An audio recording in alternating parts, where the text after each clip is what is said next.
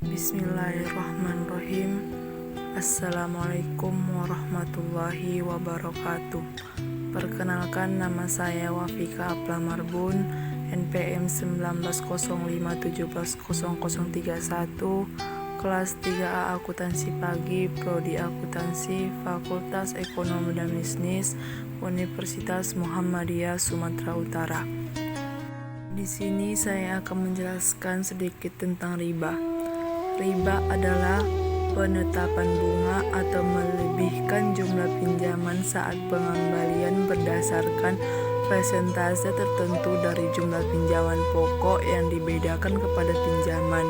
Riba secara bahasa bermakna ziyadah atau tambahan. Menurut terminologi, riba adalah melebihi keuntungan sebuah harta seseorang dari salah satu pihak terhadap pihak lain dalam akad jual beli atau barang yang ditukar sejenis tanpa memberi imbalan terhadap kelebihan tersebut. Dalam linguistik, riba juga berarti tumbuh dan membesar. Adapun jenis-jenis riba terbagi menjadi dua, yaitu yang pertama, riba hutang piutang. Riba yang mengambil keuntungan lebih dari suatu hutang, contohnya seperti riba qard dan riba jahiliyah.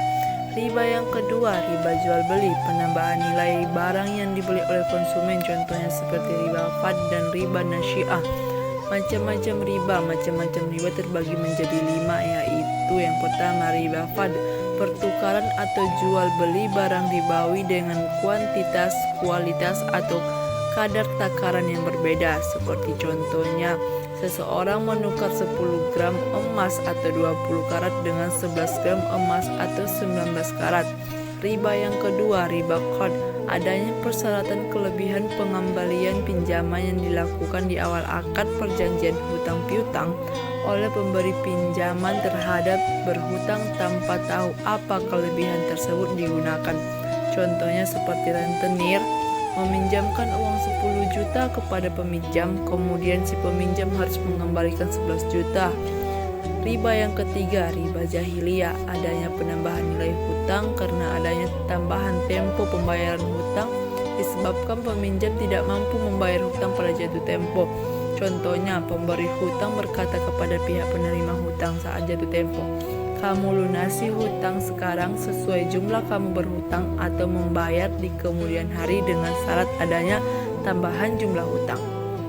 Riba yang keempat, riba yad, transaksi yang tidak menegaskan berapa nominal harga pembayaran atau ketika seseorang berpisah dari tempat akad jual beli sebelum serah terima antara penjual dan pembeli. Contohnya seperti seorang penjual menawarkan mobil dengan harga 90 juta jika membayar tunai atau 95 juta jika membayar dengan cicilan.